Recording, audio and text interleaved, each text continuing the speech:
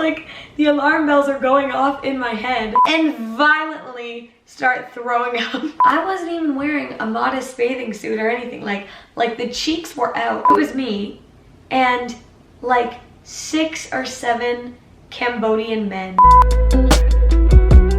Okay, let's get comfy. Hello, what's up, and welcome back to my channel, Roam with Rach. If you don't know who I am, my name is Rachel. I make videos on travel, I make videos on fashion, and I make just overall lifestyle content. It's gonna be like a chit-chatty, chill video because I'm so comfy on my couch right now. This video is actually a part 2 of worst travel stories ever. I had a really good time just like chatting and getting off my chest some awful travel experiences. I feel like my page is very much geared around inspiration and motivating people to live their best life, whether that be through travel or fashion or what have you.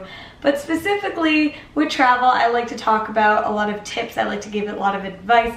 I like to show really fun, amazing things that I like to do.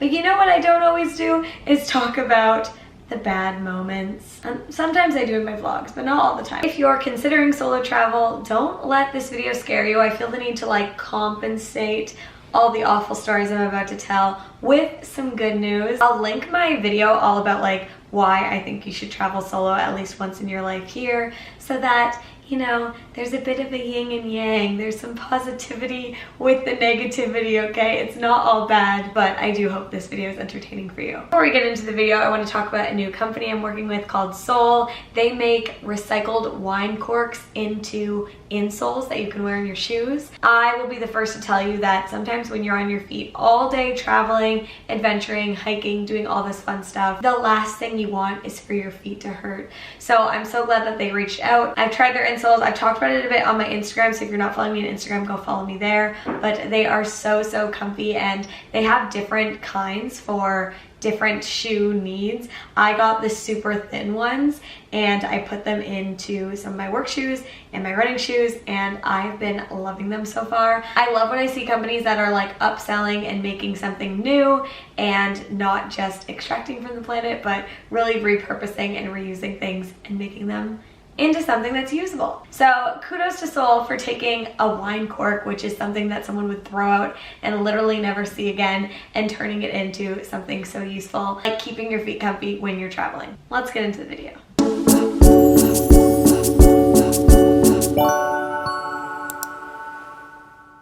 All right, the first story, picture this. I need to set the scene, okay? I feel like I need a microphone. Like sometimes when I'm telling stories. It is the year, it's not even that long ago, it was 2023, okay? And it was Valentine's Day. And for those of you who don't know, I started dating my boyfriend right before I went on my Southeast Asia backpacking trip.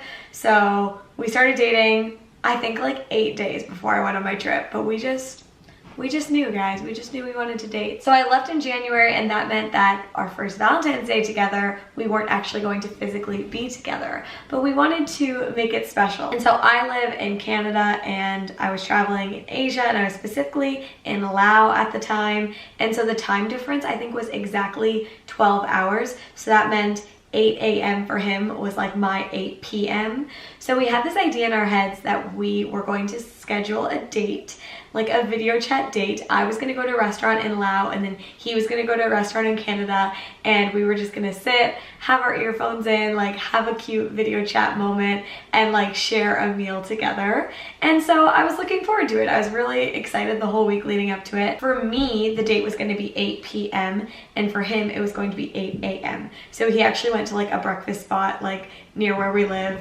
and I went on an excursion that day, and I was like, that's fine because my excursion's in the daytime. I'll be back at nighttime, and then we can have our lovely date. So essentially that was the day. If you've watched me since I've made my Southeast Asia vlogs, that was the day when I was in Laos that I did tipsy tubing. Now, to give you some context, tipsy tubing is just like what it sounds.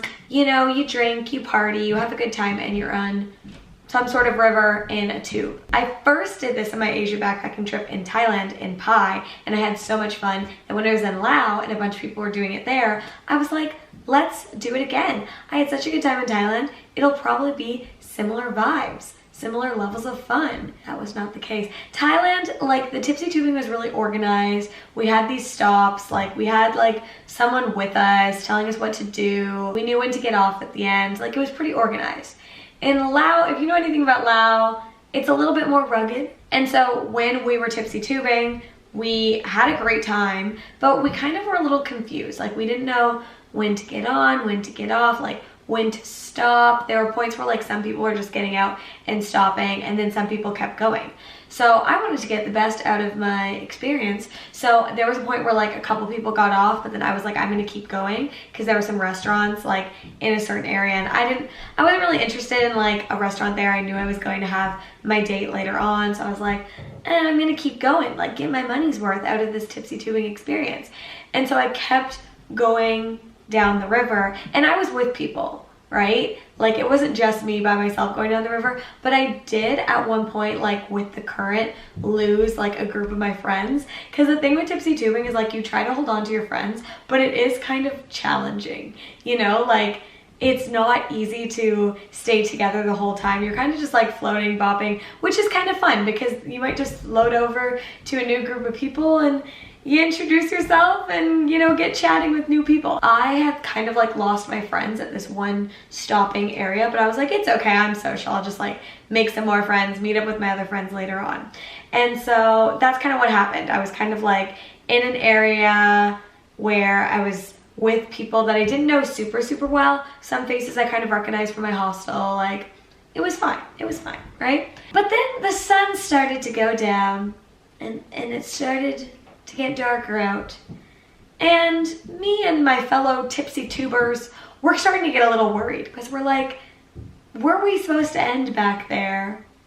The river is still going, but what's happening? Like it's starting to get dark. We're like, maybe it ends up here, like we'll just hold on for a little bit longer. And then it still didn't end, and then we're like, we'll just hold on for a little bit longer, because like surely there'll be someone at the end of the tipsy tubing experience telling us when to get off, right? Surely.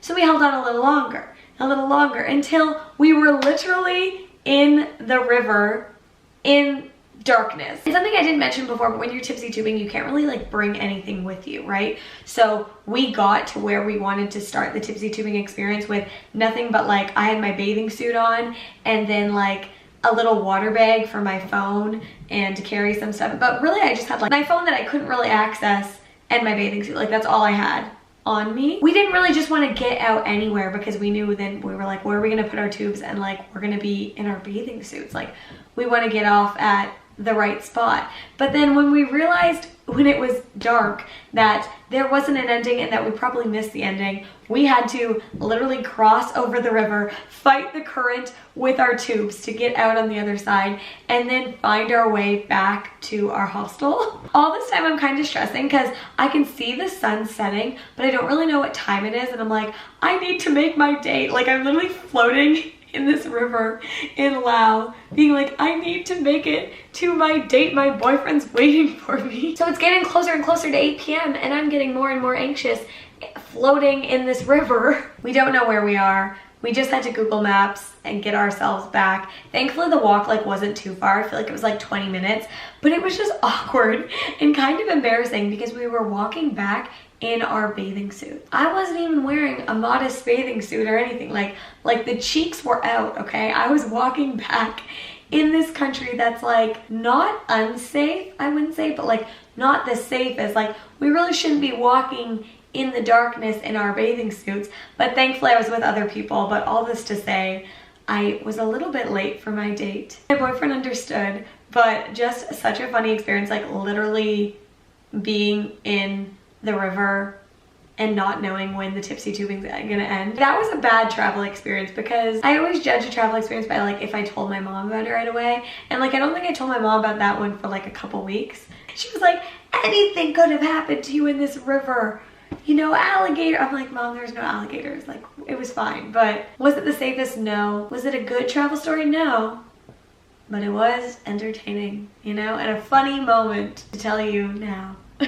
Okay, the next story was when I was in Cambodia. I feel like a lot of these stories take place like on my Southeast Asia backpacking trip, even though I have to say my Southeast Asia backpacking trip was like the best solo trip that I've ever done ever. So don't let these like little tidbits and stories scare you off from wanting to travel there. It still was like the best trip that I've ever been on. But this story takes place in Cambodia, and something to note about Cambodia is they say like on a lot of travel guides that it's not the best to travel in between cities in Cambodia at nighttime. Like it's best to just be in one spot, stay in your hostel, don't go out too late at night like by yourself, especially if you're traveling from city to city. And so I booked a bus for the daytime. The bus said it was going to be 3 hours.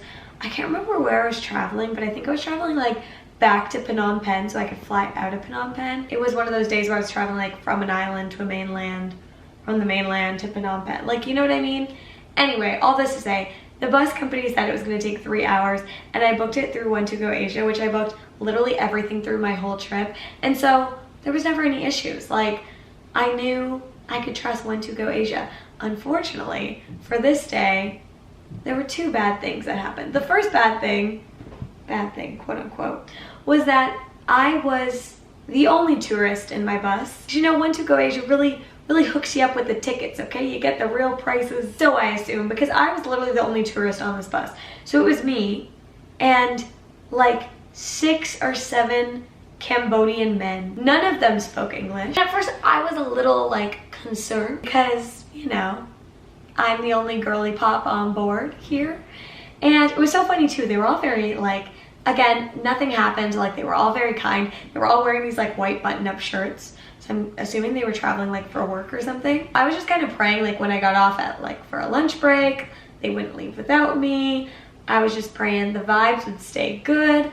Obviously, I was very quiet, very respectful. The bus was taking longer than it said online. And so whenever I would try to ask them like, am I going here? Like, I didn't even know if I was going to the right spot, to be honest. When I got on the bus, I was like, just hoping and praying. Like, they checked my ticket, but they didn't look at it like very thoroughly. So I'm thinking like, am I going to the right place? I'm checking my Google Maps to make sure I'm like traveling in the direction I'm supposed to be traveling in. The bus ended up taking like double the amount of time that it said it would. So now we're getting into the issue where we're traveling at nighttime. So the sun is setting again. I'm getting a little anxious because I'm like, oh God, I should be at my hostel by now. Like, this isn't ideal. Once we got into Phnom Penh is like a big city, and that's why I wanted to fly out of Phnom Penh. It was a lot cheaper than flying out of other places. So once we got into Phnom Penh, I was like, okay, we're here, but it was bumper to bumper traffic. There was a point where my bus driver just turned off into a parking lot on the side of the road and was just like, yeah, everyone get out, like get off the bus. And I was kind of freaking out at first because I was like, I'm not at my hostel. Like, it was supposed to drop me off at my hostel because now the sun is set and it's dark and they say not to travel at nighttime in Cambodia and I'm not at my hostel yet. Wee, wee, wee, like the alarm bells are going off in my head. I'm trying to communicate to them being like, I need to get here, and they're like, yeah. And what I realized later on is what they were trying to tell me is that we were just parked on the side because there was so much traffic and we were just going to be sitting in traffic, so they just parked to the side to wait for the traffic to subside, and then they were going to get me onto a bus that was going in the direction that I was going so that they could drop me off where I needed to be. So essentially we were waiting on the side of the road for like probably 20 minutes, and then they told me to get onto this other bus, which was like a sleeper bus. And I was like concerned because I was trying to show them my phone again. I'm like, I'm just going here. I was like 20 minutes away from my hostel, and they were like, yeah. And again, I didn't really understand or know for sure whether I was getting on the right bus, but they were like, yeah, you're good. Because essentially the bus was gonna go pick up a bunch of people from somewhere that was kind of close to where my hostel was. So instead of that man driving in his like smaller van that I took there, they were like, get onto the sleeper bus because they're going in that direction, so it's fine. I'm like sitting on this sleeper bus, and like Cambodian sleeper buses, I did talk about this in one of my vlogs, they are like bigger beds, almost like a double bed. Whereas Vietnamese sleeper buses are like the single bed vibes. So I'm just like sitting there on this double bed, like shoes off, just hoping, you know, I'm going to the right spot. Thankfully, to make a long story short, I did get to where I needed to be, but it was kind of a stressful travel day because I didn't know what was happening at the end, and I just wanted to get to my hostel, and I was traveling at nighttime, which is what I was trying to avoid. My next travel story takes place on my most recent backpacking trip, which was when I was in Central America. So I was flying from Guatemala to Costa Rica to meet up with a bunch of my friends for a yoga retreat that I was doing in Costa Rica.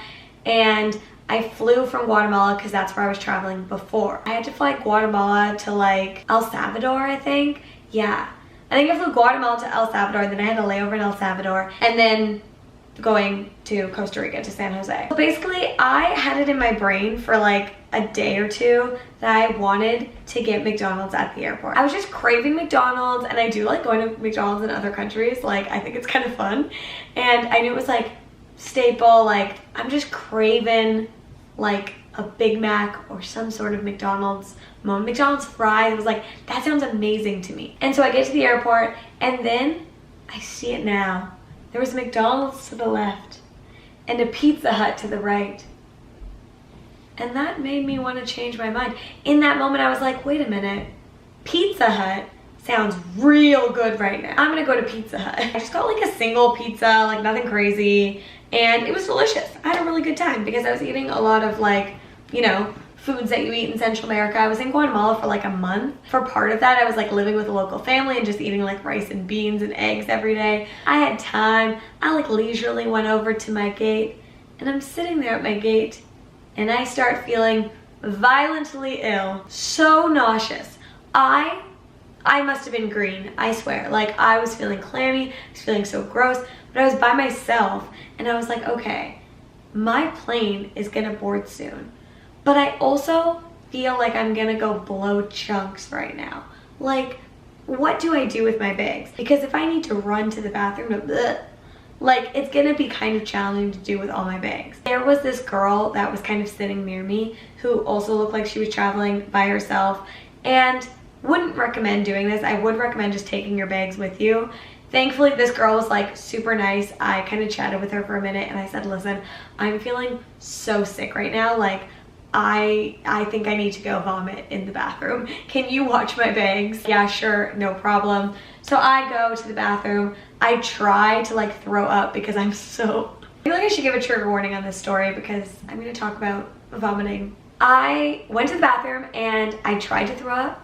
Literally nothing came out, but I was still feeling so sick. You know how you almost feel like when you're sick for so long, you're like, I just need a release. Like, I feel like I'll feel better once I vomit, but I couldn't vomit. I think my video got cut off, but I was essentially saying that my flight was delayed, and thankfully, like, I don't have too many delayed flights, but that day my flight was delayed. Kind of grateful for that. The world works in mysterious ways, you know? So I was glad that I had that time to like go back and forth to the bathroom like 3 times before I actually vomited. So my plane finally is starting to board now. I am looking green. I am like trying to get my bags, but struggling. As I'm walking up to the airport gates, the flight attendants are like, are you okay to fly? You know how they give support to people who have like disabilities or they have mobility issues and they need help? They will like help them. So I was kind of asking like, hey, is there anyone who can help me with my bags? Like, I'm just feeling a little bit weak, like I was just sick. And they were like, no, sorry, we don't have anyone who can help you with your bags. And they were like, are you okay to fly? I was like, yeah, I'm totally okay to fly. I'm good.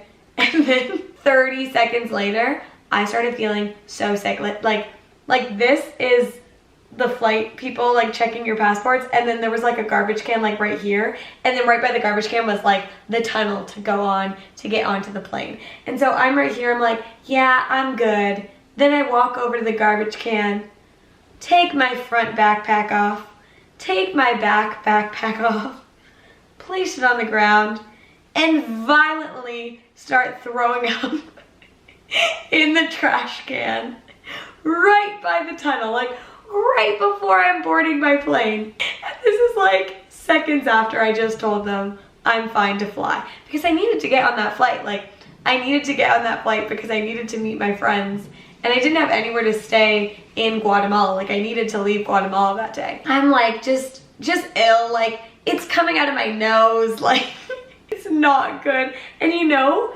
when you're sick with like a food that you just ate and you can like taste it coming back up, you almost have like the aftertaste of the food. Like, I like literally can vividly remember it like coming out of my nose. I can like smell it. The vomit mixed with like the smell of the food. Oh, I think I'd be sick just talking about it. But I'm like violently like throwing up. And then I hear a voice being like, do you want any medication? I come out of my vomiting haze, wipe my face off a little. I look to my left and I see this man who's very clearly a solo backpacker as well. You know, sometimes I think men do certain things as like a meet cute. Like, oh my God, like, and this is how I met your mother. She was vomiting in a trash can in Guatemala.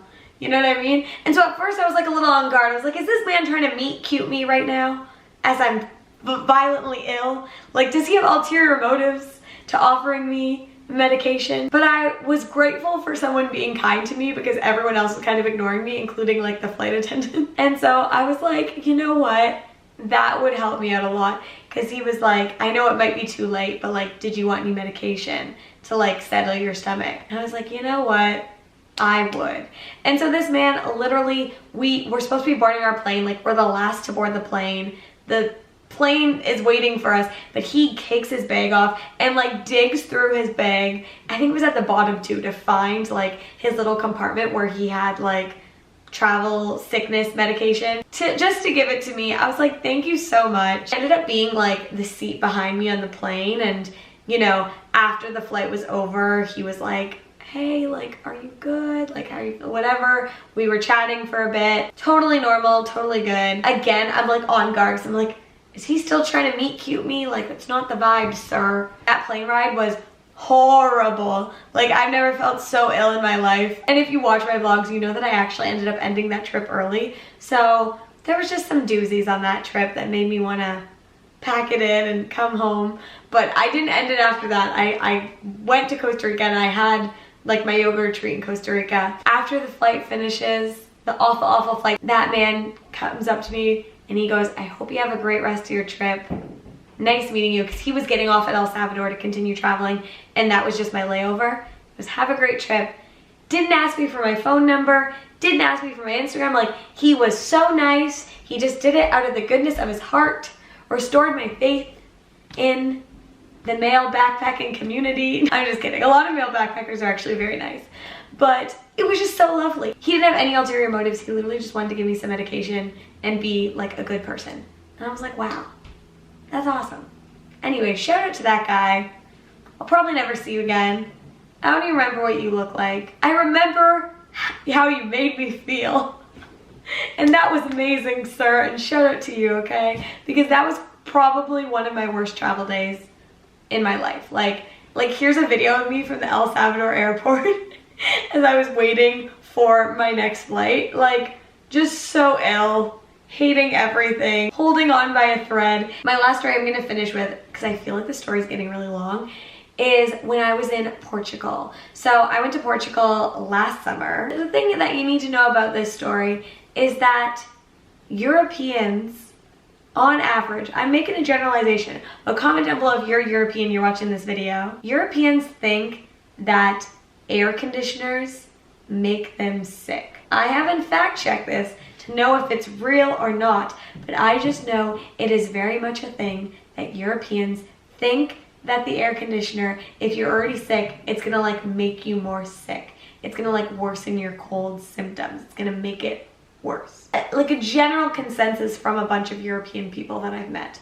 I don't really agree with that, because in Canada I will use the air conditioner when I'm sick and it's fine. Okay, so let's set the scene for this story, okay? I'm in Portugal, I'm in Albufeira specifically. That is like a beach town in Portugal, okay? I am staying in a hostel. It is the middle of summer and it is so boiling hot, okay? Anyone knows to get a good night's sleep, you need to be in a nice, cool, crispy room. I'm not saying it's gotta be frigid. Some prefer it more frigid than others, but it can't be hot. It's very hard to sleep in a hot room. Before I went to bed, you know, made sure the air conditioning was good, because I feel like this is one of those hostels where like they turn the AC off in the daytime to like conserve energy, and then they turn it on during nighttime, of course, because it's so freaking hot when people are gonna be in the hostel dorm. And so I go to bed and I'm happy because the night before, like the first night when we got there, I woke up in the middle of the night, it was so hot. I was like, oh my God. And I didn't realize that like I could change the AC, like there was an AC controller in the room. But then I realized it for the next night. So I set the AC, put the controller back in its holder. I was like, I'm gonna have such a good sleep. I was so excited. I go to bed and I wake up in the middle of the night and I am sweltering hot, like unwell level hot. Like I am like sweating through my thin hostel bed sheet. Like I took the duvet off. Screw the duvet, just the thin sheet. I am boiling. I'm like drowning in my own sweat. And I look over and see that someone had turned off the air conditioner. And at that point, I was so freaking annoyed. And so I get back down and I turn the air conditioner back on. And sure enough, after I turned the air conditioner back on, that person then went and turned it off again. I was like in a war with this girl. And I was like, no, no, no. I can't do this because I need my beauty sleep. I'm trying to go have some fun tomorrow. And what the heck? We are in, I feel like we're in like a 12-bed dorm. Like there was a lot of us in that room. And it was hot. Like so hot. Like Portugal in the summertime hot. And so at that point, I made an executive decision for everyone in the room, including myself, to get up. And I grabbed the air conditioning remote. I turned on the AC to an appropriate temperature. And then I took the remote with me back into my bed. Because I said, ain't no way. This like spanned over a couple nights too. Like where this girl would take it and I would see her and I'd be like, what the heck are you doing? And it would flip flop. And I was like, ain't no way this girl is turning it off again because you've ruined my sleep 1, 2, 3 too many times, ma'am. I'm taking the air conditioning remote and I'm keeping it in my bed. Do you think I was wrong for that? Let me know in the comments if you think that was wrong of me. But I just think if you're in a hostel that's so freaking hot and it has air conditioning, you should let the air conditioning run at night. It doesn't need to be freezing, but you also shouldn't be turning it off. I heard the girl talking like the next day to other people, just basically being like, she had a cold and she was sick. And so she was like, the air conditioning's not good for my cold. But I'm like, girl, you are the only one in the room with a cold. Like, yeah, it sucks that you have a cold and you're traveling, but it's like, you are in a hostel room. You're not in your own private room. You're sharing it with other people. You can't have the air conditioning off just because you want to. We're in a 12-bed dorm. Like, am I the asshole? Was I wrong for that? I don't know. But that was the air conditioning dilemma of 2023. That's everything for this video. I hope these videos are entertaining for you. If you liked it, please give it a thumbs up and consider subscribing to my channel. Like I said, I don't just complain and share my worst travel stories. I also share a lot of lovely inspiration and travel tips and advice. A travel tip is if you're in a hostel, don't turn off the air conditioning or you will become public enemy #1 to me. I post every single Sunday, so if you want to see more content from me, make sure you subscribe and turn on your post notifications so you don't miss when I post. That's everything in this video. I will see you next week. Bye guys.